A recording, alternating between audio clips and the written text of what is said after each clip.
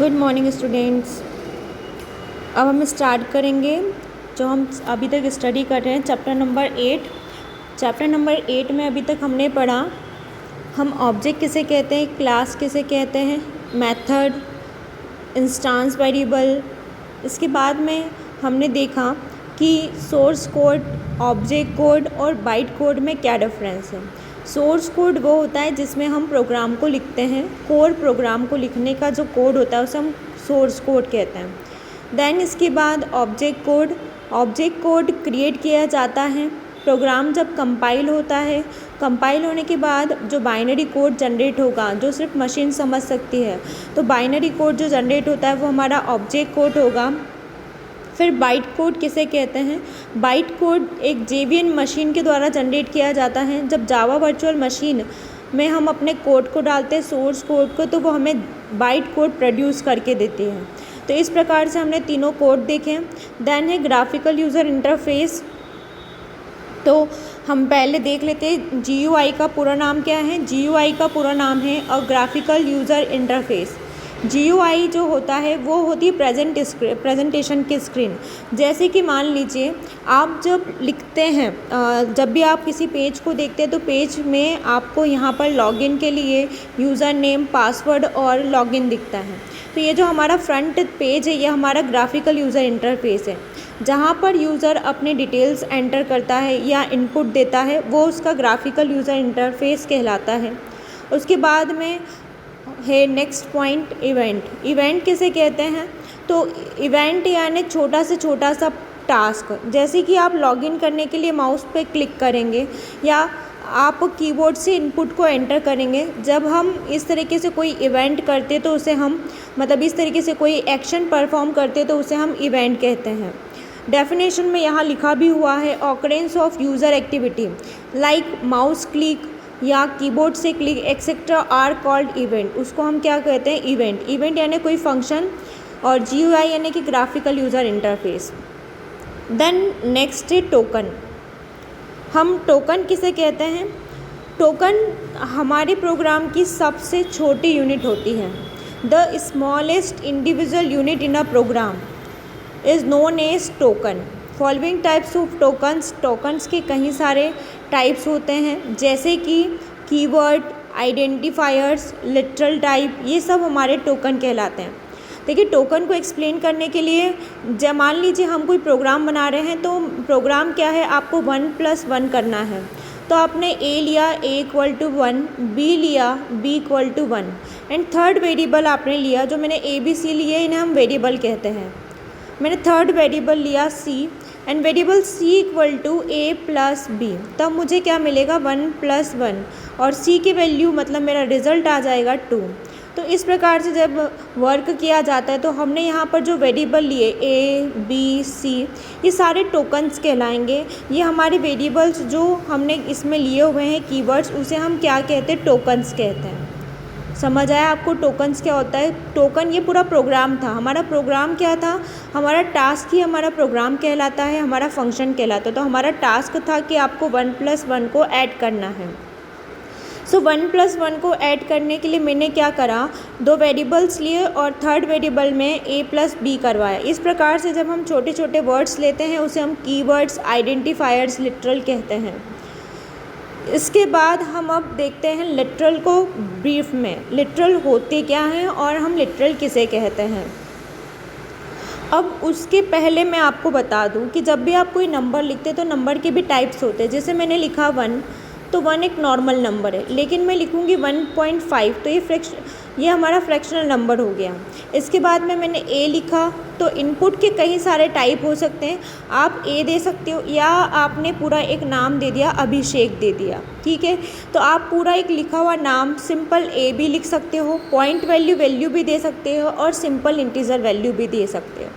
तो यही सब में आपको जब आप अपने यूज़र से इनपुट लेंगे तो उसके लिए आपको अलग अलग स्पेस लगेगी। जैसे कि हम मान लेते हैं कैलकुलेटर है, तो कैलकुलेटर A और B को जोड़ के तो नहीं देगा, वो किसको ऐड करके देगा, हमको 1, 2 को ऐड करके देगा, किसी पॉइंट वाली वैल्यू को भी ऐड करके दे सकता है। इसके साथ साथ मोबाइल का नंबर होता है तो वो 10 कैरेक्टर का होगा, इससे बड़ा नहीं हो सकता है। तो हम चाहते हैं कि जो भी बॉक्स है जिसमें आपको यूज़र से इनपुट लेना है ना, यूज़र, ये कैलकुलेटर की स्क्रीन है, इसमें आपको जो नंबर ऐड करना है वो आप लिखते हैं। जैसे आपको ऐड करना है 1, तो आपने क्या करा, सिंपली 1 को प्रेस करा। आपने जैसे ही 1 को प्रेस करे यहाँ 1 लिखा आ जाएगा। फिर इसके बाद आप जैसे ही प्लस को प्रेस करेंगे तो ये प्लस हो जाएगा। फिर आपने 2 प्रेस किया तो 2 हो जाएगा। तो इस तरीके से इस बॉक्स में क्या आना चाहिए, क्या नहीं आना चाहिए। यहाँ पर ए तो नहीं आएगा, अगर मैं ए प्रेस करूँ यहाँ ए आ जाए, ये तो पॉसिबल ही नहीं है। तो मुझे इसको स्पेसिफाई करना पड़ता है, कि यहाँ पर क्या आएगा। इसी को लेकर हम लिटरल्स को लेते हैं। तो अब हम लिटरल्स को ब्रीफ में समझते हैं। देखिए, अब हम सबसे पहले लिटरल की डेफिनेशन पढ़ते हैं कि लिटरल किसे कहते हैं। Atom having fix data value, मतलब फिक्स वैल्यू होती है कि वहाँ पर कितने कैरेक्टर आएंगे। जैसे मोबाइल नंबर लिया तो फिक्स वैल्यू है कि 10 ही कैरेक्टर्स आएंगे, 10 ही नंबर जाएंगे। वहाँ नंबर आ सकते हैं, वहाँ पर अल्फ़ाबेट नहीं आ सकते, मतलब वहाँ पर कैरेक्टर नहीं आ सकते। तो एक जस्ट मैंने लिया कि मोबाइल नंबर, तो यहाँ क्लियर था, the smallest individual unit in a items having fix data values are refer to as literal. एक फिक्स्ड वैल्यू होती है, उसे हम क्या बोलते हैं, लेटरल्स कहते हैं। They also known as constant, और हम उसको कांस्टेंट भी कह सकते हैं। समझ में आया, हम उसको कांस्टेंट भी कह सकते हैं। जैसे कि पाई लिया तो पाई की वैल्यू क्या है 3.14, या मैं इसको ले सकती हूँ 22/7। तो ये एक फ़िक्स वैल्यू होती है। जब एक फ़िक्स वैल्यू की बात होती है तो हम उसे लिटरल कहते हैं। Various types of literal available in the Java में कौन कौन से लिटरल्स हैं, तो यहाँ लिखे हुए लिटरल्स हैं integer, float, Boolean, character, string और नल लिटरल। इस टाइप से आपको टोटल 6 टाइप के लिटरल्स मिल जाएंगे। इन 6 टाइप्स को हम ब्रीफ में एक एक करके देखेंगे। फर्स्ट लिटरल है हमारा इंटीजर लिटरल।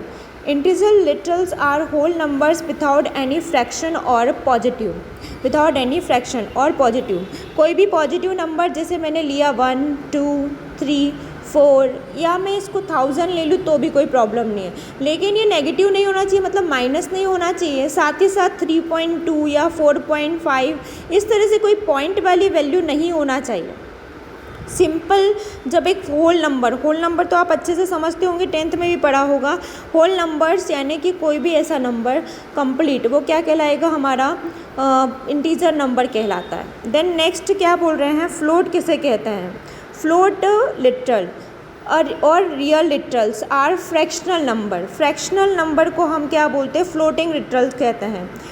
फ्रैक्शनल नंबर, जैसे मैंने आपको बोला 3.14, ये एक पॉइंट वैल्यू है। ये कैसे आई है, 22 को जब हमने 7 से डिवाइड किया तो इसके ये फ्रैक्शन है, या मैं बोल दूँ फ्लोटिंग पॉइंट यानी कि पॉइंटिंग वैल्यू है। जब एक पॉइंट वाली वैल्यू होती है या डिवाइड वाली वैल्यू होती है तो उस डिवाइड वाली वैल्यू को और पॉइंट वाली वैल्यू को हम फ्लोट कहते हैं। समझ में आया। अगर कंप्लीट नंबर होगा, कोई भी होल नंबर होगा, जो पूरा नंबर होता है उसको हम कौन से नंबर बोलते हैं, इंटीजर नंबर बोलते हैं या इंटीजर लिटरल कहते हैं। बट अगर उसमें पॉइंट आता है या डिवाइड आते हैं तो हम उसे क्या कहते हैं, फ्लोटिंग लिटरल्स कहते हैं। जस्ट फॉर एग्जांपल यहाँ दिया भी है 3.58 इंटू 10^2 या 102 कैन बी रिटर्न एज ऐसा। तो यहाँ पे कोई भी पॉइंट वाली वैल्यू आपको ये याद रखना है कि फ्लोटिंग कहलाती है। बूलियन लिटरल्स में 2 ही होते हैं, एक होता है ट्रू और सेकंड होता है फॉल्स। ठीक है, सिर्फ 2 ही होता है, या तो वो ट्रू होगा या तो वो फॉल्स होगा। आपको पता है ट्रू यानी 1 और फॉल्स यानी कि 0। तो यहाँ पर सिर्फ 2 ही स्टेटमेंट या 2 ही कंडीशन या 2 ही कैरेक्टर्स हो सकते हैं, या तो ट्रू होगा या तो फॉल्स होगा। तो ये ट्रू फॉल्स वाली जब बात आती है तो हम उसे क्या बोलते हैं, बूलियन लिटरल्स कहते हैं। ठीक है, बूलियन लिटरल्स किसको कहते हैं समझ आया। देन है कैरेक्टर लिटरल्स में हमारे पास आते हैं, are they any single characters enclosed in single quotation also allow same specific non-graphics or control characters are called escape characters which cannot be typed from the keyboard. Escape characters called escape characters. ठीक है, which cannot be typed from the keyboard. Escape character must be started by back. ठीक है, देखो characters किसको बोलते हैं, जैसे मैंने ए लिया, बी लिया, ऐसे ए से लेकर जितने जेड तक जितने भी अल्फ़ाबेट्स होते हैं उसे हम क्या बोलते हैं, उसे हम कैरेक्टर लिटरल्स कहते हैं। साथ ही साथ यहाँ लिखा हुआ है कि जब भी आप कैरेक्टर लिटरल्स लेंगे तो उसे आप सिंगल कोटेशन मार्क में रखेंगे, सिंगल कोटेशन या सिंगल इन्वर्टेड कॉमा में आप उसको रखेंगे। तो हम उसे क्या कहते हैं, कैरेक्टर लिटरल्स। कैरेक्टर लिटरल्स एक एक कैरेक्टर्स आपका एक एक कैरेक्टर लिटरल्स कहलाएगा।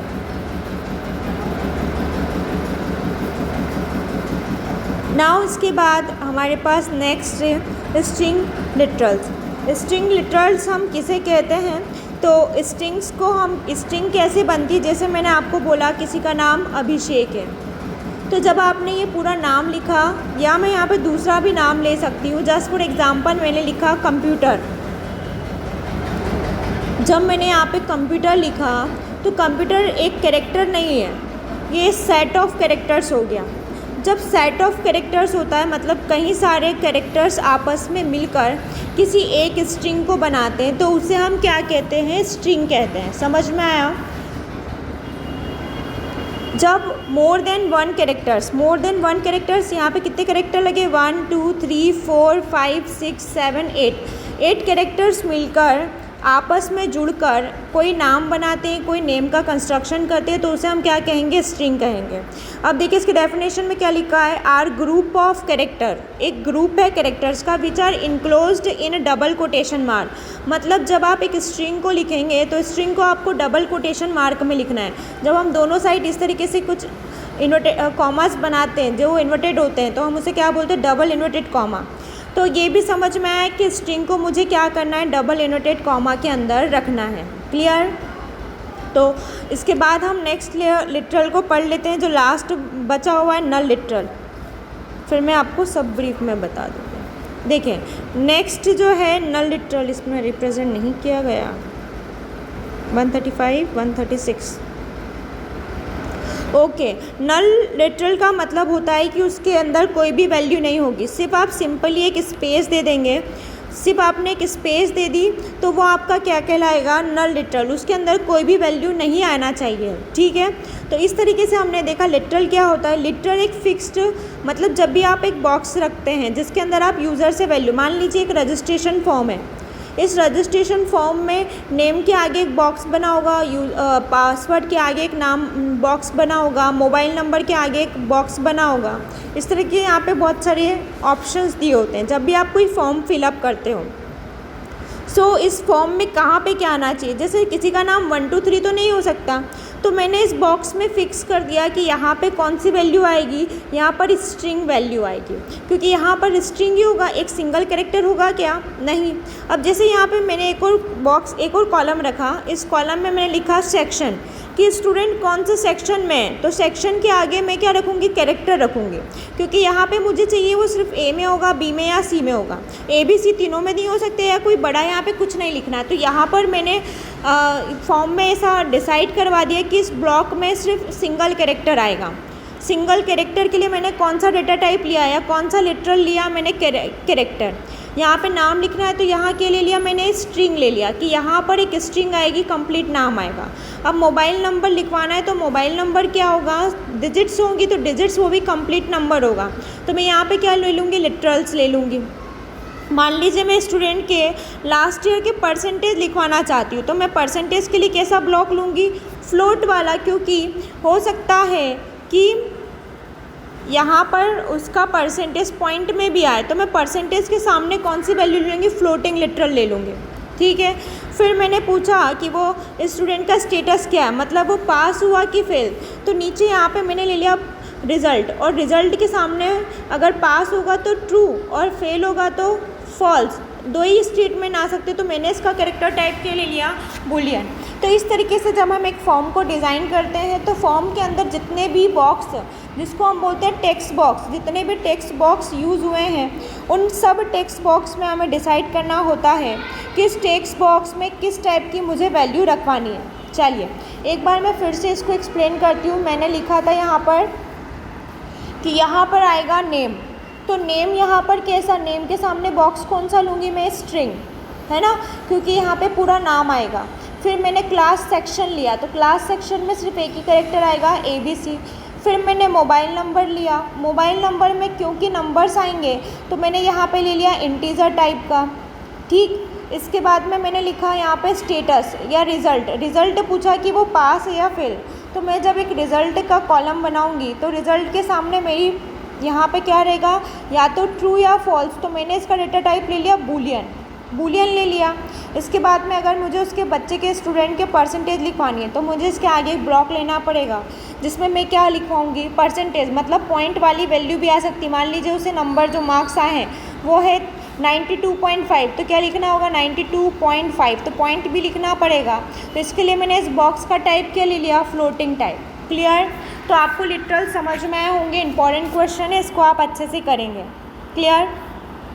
अब हम इसके बाद इसके नेक्स्ट पेज पर आते हैं। लिटरल्स के बाद जो नेक्स्ट है वो है आइडेंटिफायर्स।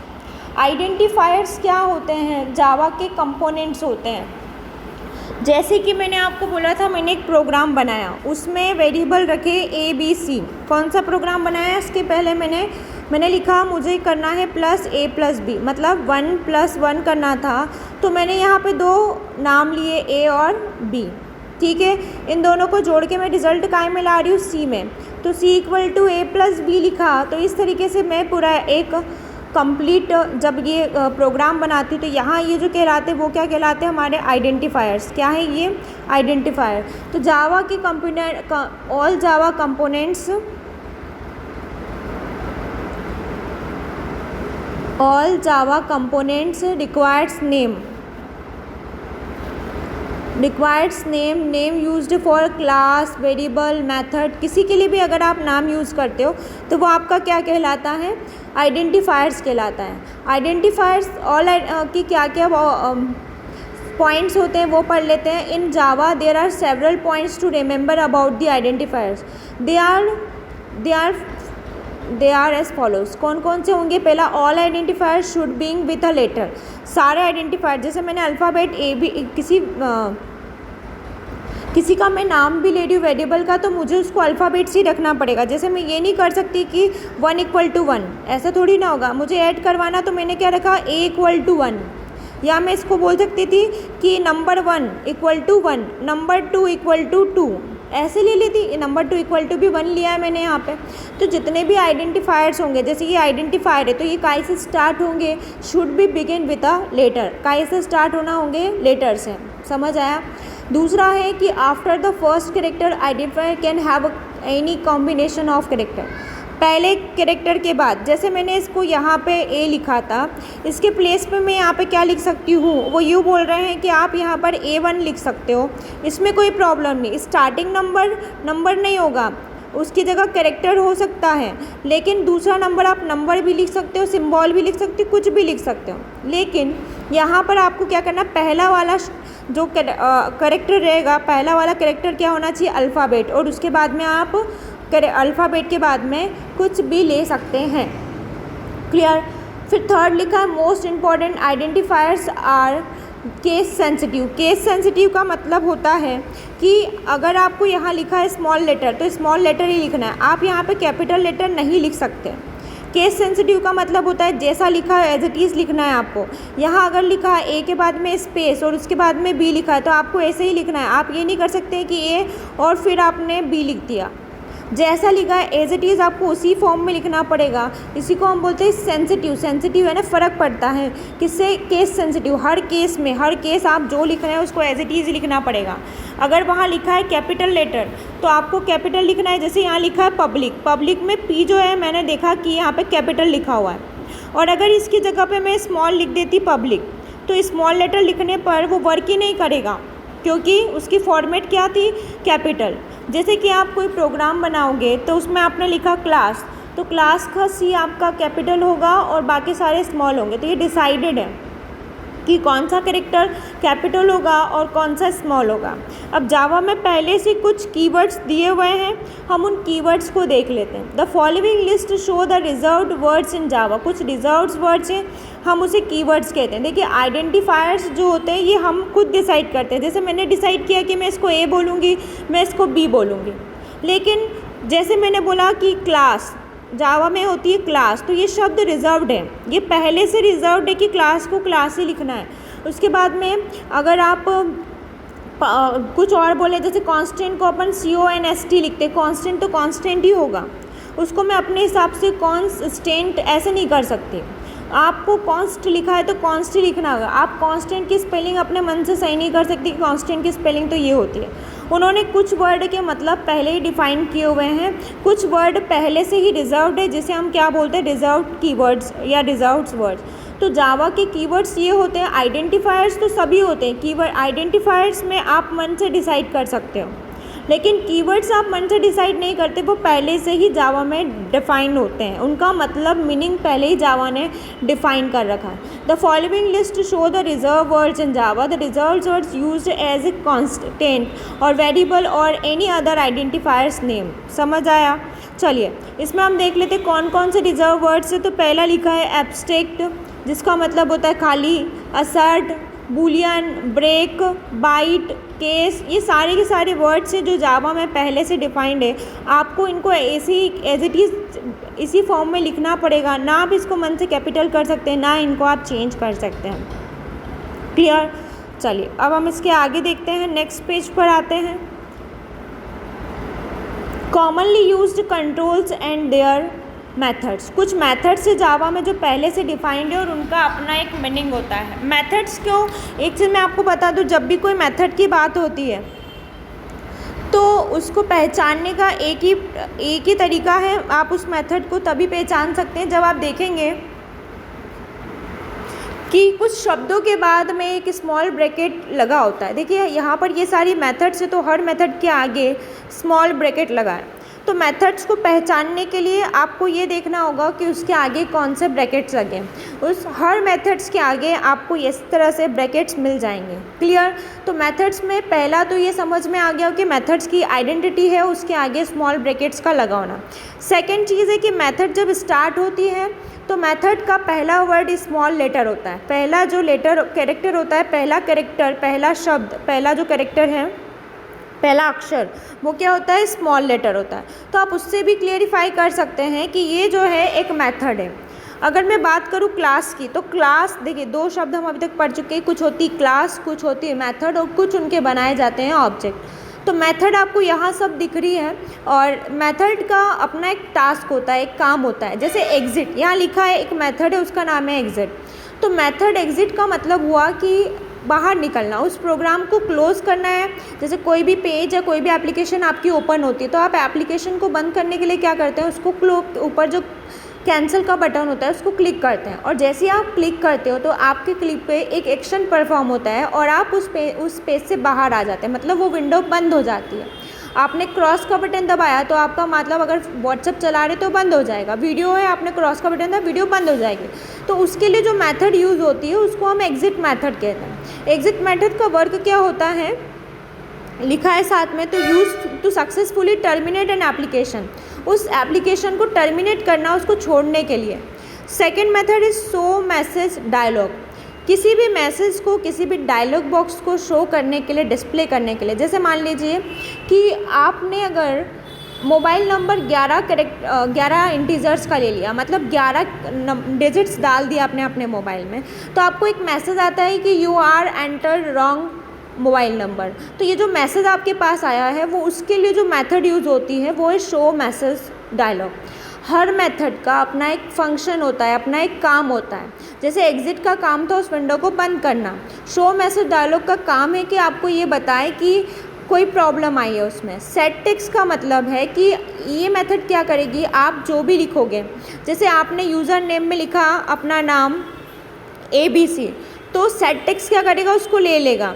और मान लीजिए आपने कुछ सर्च किया, उसमें सर्च किया कि सर्च करना, मैंने लिखा स्टूडेंट का नाम यहाँ पे ABC, और सर्च बटन पे क्लिक किया। जैसे ही आप सर्च बटन पे क्लिक करोगे तो नीचे पूरी विंडो ओपन हो जाएगी, उसमें उस स्टूडेंट का नाम, एड्रेस, पेरेंट्स, गार्डियन का नाम, ये सब आ जाता है। तो गेट टेक्स्ट क्या करता है, हमें डेटा ला कर देता है। गेट टेक्स्ट क्या करेगा, हमको डेटा ला के देने का काम कौन करता है, गेट टेक्स्ट। और सेट टेक्स्ट क्या करता है, जो भी हम डेटा देते हैं उसको सर्वर तक ले जाने का काम करता है। सेट टेक्स्ट ले जाने का काम और गेट टेक्स्ट डेटा को लाने का काम करता है। इसके आगे पढ़ लेते हैं। तो display the text label J fix, ये सब उसमें वही है फंक्शन जो मैंने आपको बोला। सेट टेक्स्ट क्या करेगा, आप तो यही ध्यान रखो, जब भी आप अपना नाम और पासवर्ड देते हो तो उस समय कौन सी मेथड काम करती है, सेट टेक्स्ट। और सेट टेक्स्ट और गेट टेक्स्ट क्या करेगी, आपकी मेथड को लेगी, रिट्राइव द टेक्स्ट, ठीक है। अब उसके बाद एक कॉन्केट मेथड। कॉन्केट मेथड क्या करेगी, दो स्ट्रिंग को जोड़ने का काम करती है। कॉन्केट यानी कॉन्केटनेशन, मतलब दो चीज़ों को कॉन्केट करना, मतलब यहाँ लिखा भी है, देखो ये आगे लिखा हुआ है, टू कॉन्केट मतलब ऐड करना। टू कॉन्केट और ऐड करने का काम, ऐड करने का काम कौन करता है, कॉन्केट मेथड करती है। जैसे मैंने यहाँ पर लिखा मेरा नाम और सरनेम, तो नाम और सरनेम को ऐड करने का काम कौन करेगा, मैंने स्ट्रिंग 1 में ऊपर क्या लिखते हैं हम, अपना फर्स्ट नेम और फिर उसके बाद में क्या लिखते हैं, लास्ट नेम। तो फर्स्ट नेम और लास्ट नेम को ऐड करने का, उनको जोड़ने का काम कौन सी मेथड करेगी, कॉन्केट मेथड करेगी। देन टू स्ट्रिंग क्या करेगी, कन्वर्ट करेगी आपके इंटीजर्स को स्ट्रिंग में। इंटीजर मैंने क्या दिया 1 2 3, इसको स्ट्रिंग में कैसे इसको स्ट्रिंग में कन्वर्ट करने का, स्ट्रिंग मतलब क्या, ABC। तो यहाँ पर मुझे पता है कि 1 2 3 ये नंबर है, इंटीजर है, और ये क्या है, एक स्ट्रिंग है। तो नंबर को स्ट्रिंग में बदलना, नंबर को क्या करना है, स्ट्रिंग में। To convert integer value to string type, क्या यूज़ करना पड़ेगा, कौन सी मेथड यूज़ करना पड़ेगी, to string. Clear. Is enabled आपको ये परमिशन देता है, this method return the status true और फॉल्स डिफाइन कंट्रोल। इनेबल करना मतलब आप कोई भी ऑप्शन को एक्टिवेट करते हैं, इनेबल करते हो, डिसेबल यानी उसको क्या कर देते हैं, डीएक्टिवेट कर देते हैं। तो ये इसके लिए मेथड होगी इज इनेबल, पूछेगा is enable. Is selected, this method return the state true और false where it is selected और नॉट। जब भी आप कोई चीज़ सेलेक्ट करते हो, जैसे आपने यहाँ पर आपके पास 4 ऑप्शन है, आपकी कैटेगरी के लिए 4 ऑप्शन है, यहाँ पे लिखा है OBC, उसके बाद में लिखा है SC ST जनरल, ऐसे करके आपके पास 4 ऑप्शन है। आप जिस ऑप्शन को सेलेक्ट करेंगे वो आपका सेलेक्टेड माना जाएगा। इस मेथड का यूज़ करके हम सेलेक्शन करते हैं, जब मल्टीपल चॉइस होती है उसमें से किसी एक चीज़ को सेलेक्ट करना पड़ता है। तो ये सेलेक्ट किया तो ट्रू और नहीं किया है तो वो वाला ब्लॉक बाय डिफ़ॉल्ट क्या हो जाएगा, फॉल्स में काउंट हो जाएगा। तो इस सेलेक्टेड मेथड इज़ विजिबल हमें ये परमिशन देता है कि ये चीज़ कितने लोगों को दिखेगी, to set the visibility of a component at run time.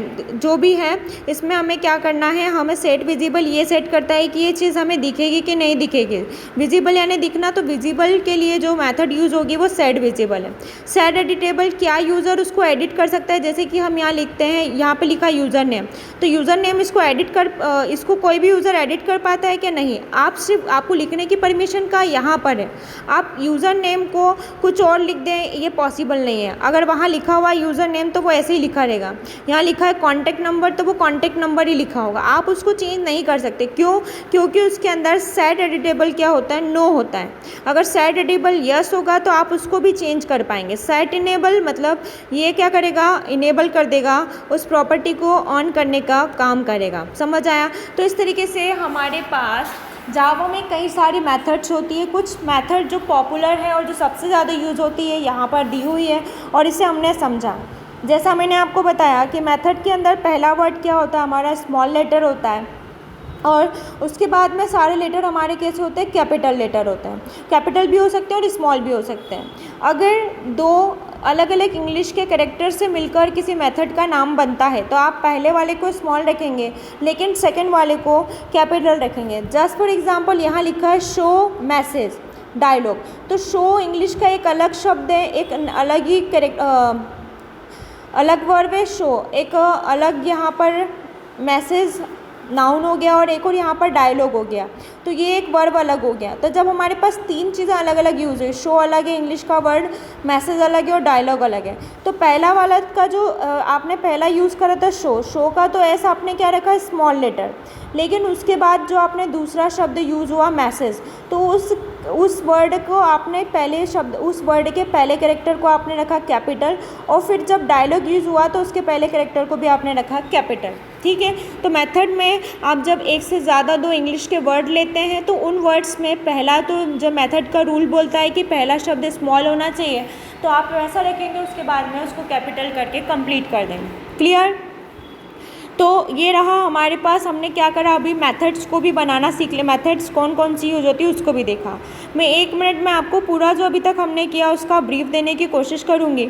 आज हमने पढ़ा लिटरल्स किसे कहते हैं। लिटरल्स में हमने इसके 5 टाइप को ब्रीफ में पढ़ा। लिटरल्स हमें ये बताते हैं कि उस बॉक्स के अंदर कौन सी वैल्यू आएगी और उसका साइज़ क्या होगा। इसके बाद में हमने पढ़ा आइडेंटिफायर्स। आइडेंटिफायर्स हम उसे कहते हैं जो भी हम छोटे छोटे शब्द इंग्लिश के अपनी सुविधा के लिए जावा में यूज़ करेंगे उसे हम आइडेंटिफायर्स कहते हैं। जैसे कि हमने प्रोग्राम में ए बी सी का यूज़ किया, तो ये हमने डिफ़ाइन करे कि ए होगा, इसका नाम बी होगा। आप चाहें तो उसको एक्स वाई जेड भी ले सकते थे, MNOP भी ले सकते थे, कुछ भी ले सकते हैं। तो आइडेंटिफायर्स हमारे ऊपर डिसाइड होता है कि हम क्या लेंगे। बट कुछ कीवर्ड्स होते हैं जो जावा में पहले से ही डिफाइंड होते हैं। जैसे कि इंग्लिश में आपको पता है कि ऑन का मतलब होता है चालू करना और ऑफ का मतलब होता है बंद होना। तो इंग्लिश में इनके मतलब पहले से डिफाइंड है। वैसे ही आपके जावा में भी कुछ शब्दों के मीनिंग पहले से डिफाइंड है कि उनका क्या काम होगा, उसे हम क्या बोलते हैं, कीवर्ड्स कहते हैं, जावा के कीवर्ड्स। क्लियर? कुछ कीवर्ड्स यहाँ पे दिए हुए हैं। इसके बाद हमने पढ़ा आज कि कीवर्ड्स के बाद हमारे पास और क्या होता है। इसके अलावा मेथड्स को हमने आज पढ़ा कि मेथड्स कौन कौन सी और इनके बेसिकली काम कौन कौन से होते हैं। 4 चीज़ें पढ़ी हैं, लिटरल्स, इसके बाद में आइडेंटिफायर्स, देन उसके बाद में कीवर्ड्स और कीवर्ड्स के बाद में है मेथड। ठीक है, अब हम नेक्स्ट लेक्चर में इसके आगे का कंटिन्यू करेंगे। Thank you.